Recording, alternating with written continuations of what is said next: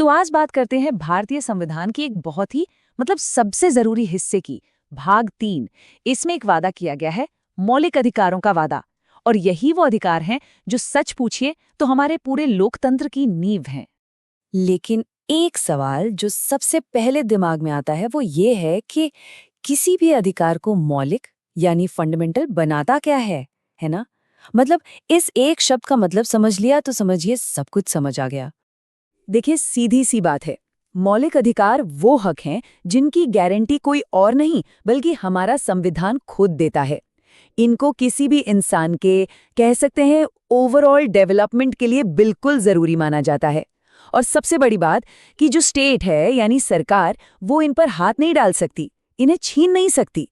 और हाँ, हम यहाँ जो भी बात करेंगे वो सीधे सोर्स से होगी। मतलब हम सीधे संविधान का जो ओरिजिनल टेक्स्ट है उसी से इन अधिकारों को समझने की कोशिश करने वाले हैं। तो देखिए, संविधान में इन फंडामेंटल राइट्स की 6 मेन कैटेगरीज हैं। आज हम पहली 2 जो सबसे डिटेल वाली हैं उन पर फोकस करेंगे। तो चलिए शुरू करते हैं और देखते हैं पहली कैटेगरी को, समता का अधिकार यानी राइट टू इक्वालिटी, जो आर्टिकल 14 से लेकर 18 तक में दिया गया है। तो इसकी शुरुआत होती है आर्टिकल 14 से, जो कि बराबरी के अधिकार की, समझिए, बुनियाद है। ये कहता है कि भाई, कानून के सामने सब बराबर हैं। सिंपल है ना? लेकिन रुकिए, इस एक छोटी सी लाइन के अंदर असल में 2 अलग-अलग बातें छुपी हैं और दोनों की अपनी अपनी अहमियत है। अब ये बहुत दिलचस्प है। आर्टिकल 14 में असल में 2 आइडियाज को मिलाया गया है। पहला है विधि के समक्ष समता या इक्वालिटी बिफोर लॉ। ये ब्रिटिश कॉन्सेप्ट है। ये एक तरह से नेगेटिव कॉन्सेप्ट है, मतलब कोई भी कानून से बड़ा नहीं है, ठीक है।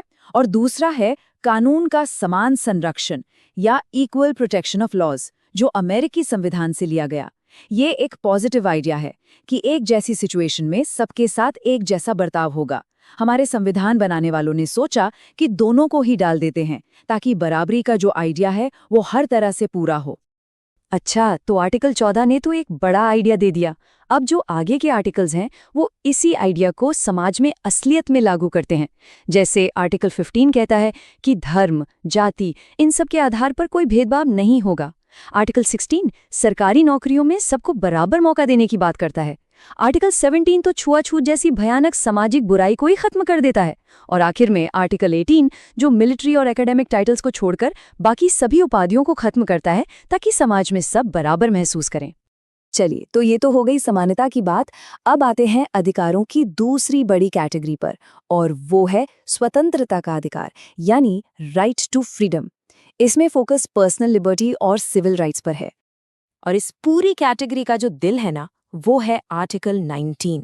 ये आर्टिकल देश के नागरिकों को 6 बहुत ही जरूरी खास तरह की आजादियां देता है। तो क्या क्या है ये? चलिए फटाफट देखते हैं। सबसे पहले, बोलने और अपनी बात रखने की आजादी। इसी में प्रेस की आजादी भी आ जाती है।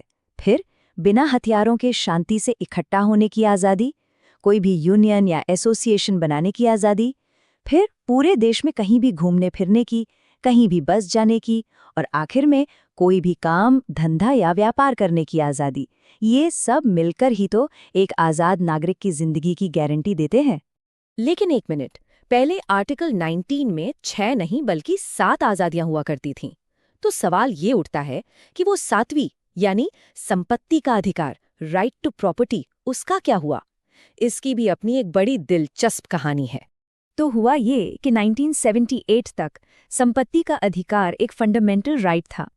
लेकिन उस समय सरकार के जो सोशलिस्ट लक्ष्य थे, जमीन सुधार लागू करने थे, यह अधिकार कहीं न कहीं उनके आड़े आ रहा था।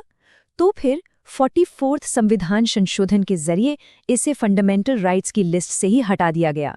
अब ये आर्टिकल 300A के तहत सिर्फ एक लीगल राइट है, फंडामेंटल नहीं। अब आते हैं उस आर्टिकल पर जिसे कई एक्सपर्ट्स मौलिक अधिकारों का दिल कहते हैं। ये है आर्टिकल 21। ये सिर्फ जीने का अधिकार नहीं है बल्कि गरिमा के साथ जीने का अधिकार है। इसमें एक लाइन है, विधि द्वारा स्थापित प्रक्रिया। इसका सीधा मतलब है कि सरकार किसी की आज़ादी बस यूं ही नहीं छीन सकती, उसे एक सही और फेयर कानूनी प्रक्रिया का पालन करना ही होगा, मनमानी नहीं चलेगी। और खासकर मेनका गांधी केस के बाद तो सुप्रीम कोर्ट ने इसकी व्याख्या को बहुत ही ज्यादा बढ़ा कर दिया। और सबसे कमाल की बात यह है कि समय के साथ सुप्रीम कोर्ट ने इस आर्टिकल 21 का दायरा बहुत बहुत ज्यादा बढ़ा दिया है। आज इसमें साफ हवा पानी का अधिकार, सेहत का अधिकार और हाल ही में प्राइवेसी का अधिकार यानी राइट टू प्राइवेसी, ये सब भी शामिल हो गए हैं। इससे पता चलता है कि हमारा संविधान कितना जिंदा है, कितना इवॉल्विंग है। तो ठीक है, इतनी सारी बातचीत के बाद इसका निचोड़ क्या है, मतलब मेन टेक अवे क्या है? चलिए इसे फटाफट समेटते हैं। देखिए, ये अधिकार सिर्फ किताबों में लिखे हुए कुछ नियम नहीं हैं। ये असल में हमारे लोकतंत्र की बुनियाद है, उसकी आत्मा है। यही वो चीज़ है जो ये पक्का करती है कि सरकार अपनी ताकत का गलत इस्तेमाल ना करे और एक ऐसा समाज बने जो बराबरी और आज़ादी के उसूलों पर चले। और आखिर में ये पूरी बातचीत हमें एक बड़े सवाल के साथ छोड़ जाती है कि इन सभी मौलिक अधिकारों में से आज के दौर में हमारे समाज के लिए सबसे ज़्यादा अहमियत कौन सा अधिकार रखता है? इस पर सोचना तो बनता है। तो चलिए अब जरा राइट टू फ्रीडम के एक बहुत ही जरूरी हिस्से को समझते हैं। ये है आर्टिकल 22, जो बताता है कि गिरफ्तारी यानी अरेस्ट के समय किसी भी इंसान के पास क्या अधिकार होते हैं। और ये 3 बातें बहुत बहुत जरूरी हैं। नंबर 1, जिस किसी को भी अरेस्ट किया जा रहा है उसे वजह जानने का पूरा हक है। नंबर 2, 24 घंटे के अंदर अंदर उसे मैजिस्ट्रेट के सामने पेश करना ही होगा। और नंबर 3, उसे अपनी पसंद का वकील करने का भी पूरा अधिकार है। ये नियम किसी भी नागरिक को बचाने के लिए बनाए गए हैं। लेकिन आर्टिकल 22 में एक और पहलू भी है, और सच कहूं तो ये काफी कंट्रोवर्शियल है। ये नॉर्मल गिरफ्तारी से एकदम अलग है और एक बहुत बड़ा सवाल भी खड़ा करता है। जरा सोचिए इस बारे में, क्या किसी इंसान को सिर्फ इस शक के आधार पर हिरासत में लिया जा सकता है कि वो भविष्य में, आई रिपीट, भविष्य में कोई जुर्म कर सकता है? यहीं से एंट्री होती है प्रिवेंटिव डिटेंशन की, जिसे हम निवारक निरोध भी कहते हैं। अब यहाँ एक बहुत बड़ा फर्क है जिसे समझना जरूरी है। देखिए, नॉर्मल अरेस्ट तब होता है जब कोई जुर्म हो चुका हो, लेकिन प्रिवेंटिव डिटेंशन का मकसद है किसी जुर्म को होने से रोकना। ये सिर्फ एक शक के आधार पर किया जाता है और इसमें गिरफ्तारी वाले आम अधिकार भी लागू नहीं होते। इस कानून के तहत किसी भी इंसान को बिना कोई ठोस वजह बताए शुरू में 3 महीने तक हिरासत में रखा जा सकता है। ये सरकार के हाथ में एक बहुत बहुत बड़ी पावर है। वैसे ये कोई नई चीज नहीं है। भारत का इन कानूनों के साथ एक लंबा और कहना पड़ेगा काफी कॉम्प्लिकेटेड इतिहास रहा है, और ये हमेशा से ही व्यक्तिगत आज़ादी और देश की सुरक्षा के बीच की बहस का सेंटर पॉइंट रहा है। ये टाइमलाइन देखिए, इससे पता चलता है कि ये बहस कितनी पुरानी है। 1950 के पहले प्रिवेंटिव डिटेंशन एक्ट से लेकर मीसा, टाडा और पोटा तक भारत ने ऐसे कई कानून देखे हैं। और दिलचस्प बात यह है कि इनमें से ज्यादातर को उनके गलत इस्तेमाल के आरोपों के चलते हटा दिया गया। हाँ, पर नेशनल सिक्योरिटी एक्ट यानी NSA, जिसे रासुका भी कहते हैं, वो आज भी लागू है। तो आखिर में हम घूम फिर कर उसी बुनियादी सवाल पर आ जाते हैं। एक तरफ है किसी भी इंसान की अपनी आज़ादी और दूसरी तरफ है देश की सुरक्षा। इन दोनों के बीच सही बैलेंस कहाँ है? मौलिक अधिकारों की वो लक्ष्मण रेखा आखिर कहाँ खींची जानी चाहिए? ये एक ऐसा सवाल है जिसका जवाब शायद हर पीढ़ी को अपने लिए ढूंढना पड़ता है। किसी भी देश का संविधान सिर्फ कानूनों की एक किताब नहीं होता। असल में ये एक वादा होता है, एक राष्ट्र का अपने लोगों से किया गया वादा। तो आज हम भारतीय संविधान के उन्हीं 6 सबसे जरूरी वादों को समझने की कोशिश करेंगे जो हर नागरिक को दिए गए हैं। तो ये हैं वो 6 मौलिक अधिकार। अब इन्हें सिर्फ अधिकारों की एक लिस्ट की तरह मत देखिए। ये वो 6 बुनियादी वादे हैं जिनकी हम आज बात करने वाले हैं। समानता का अधिकार, स्वतंत्रता का अधिकार, शोषण के विरुद्ध अधिकार और इसी तरह आगे भी। यही हमारे संविधान की नींव है। तो चलिए शुरू करते हैं पहले वादे से, उन वादों से जो हर इंसान की गरिमा और उसकी अपनी निजी आस्था से जुड़े हैं। ये वो अधिकार हैं जो हमें एक इंसान के तौर पर सम्मान से जीने का हक देते हैं। देखिए, संविधान का एक सबसे जरूरी वादा क्या है? वो है सबसे कमजोर लोगों की हिफाजत करना। और यहीं पर आते हैं अनुच्छेद 23 और 24। ये पक्का करते हैं कि भाई किसी से भी जबरदस्ती काम न कराया जाए और बच्चों का भविष्य वो सुरक्षित रहे। सही मायनों में यही है बुनियादी मानवीय गरिमा का वादा। अच्छा, अब जो अगला वादा है वो जुड़ा है हर नागरिक की अपनी आस्था से, ये वादा है कि कोई भी अपने विश्वास को बिना किसी डर के मान सकता है। मतलब ये अधिकार हमें अपने धर्म को मानने, उसके हिसाब से जीने और हाँ, उसे दूसरों के साथ साझा करने की पूरी आज़ादी देता है। अब ये समझना बड़ा दिलचस्प है। अनुच्छेद 25 बात करता है व्यक्तिगत आज़ादी की, मतलब एक अकेले इंसान की आस्था की।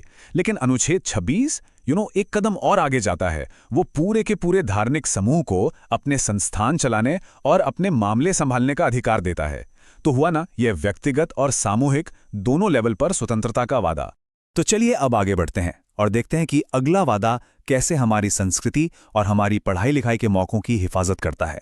और ये वादा हमारे देश की जो इतनी विविधता है ना, उसे बनाए रखने के लिए बहुत बहुत ज़रूरी है।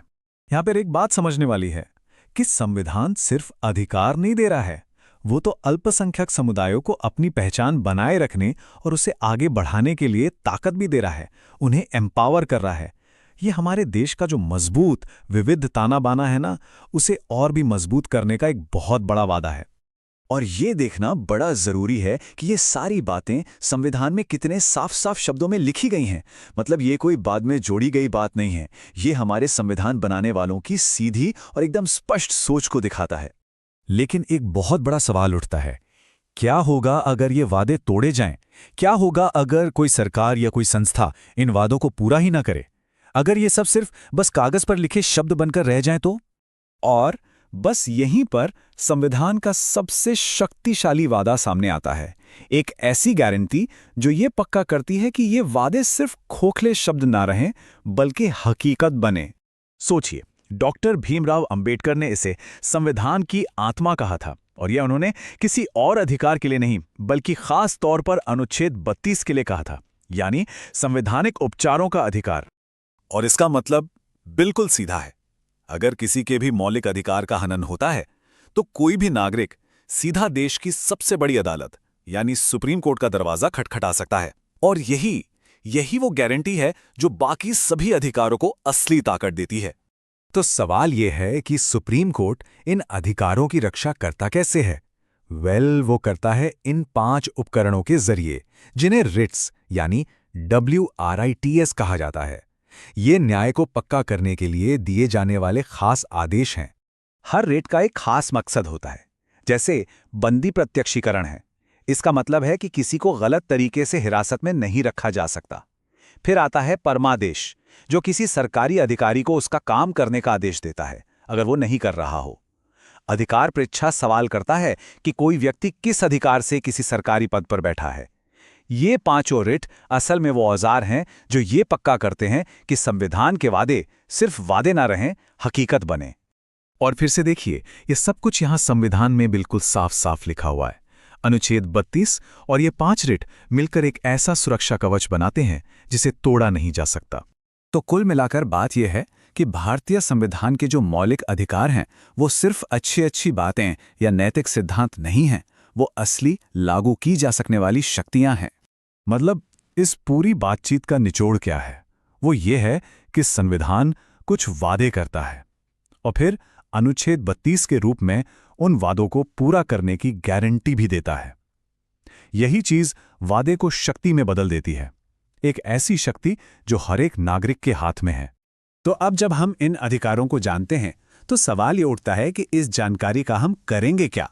अपने अधिकारों को जानना यकीनन एक जागरूक नागरिक बनने की तरफ पहला कदम है, लेकिन अगला कदम क्या होना चाहिए? इस पर सोचिएगा जरूर।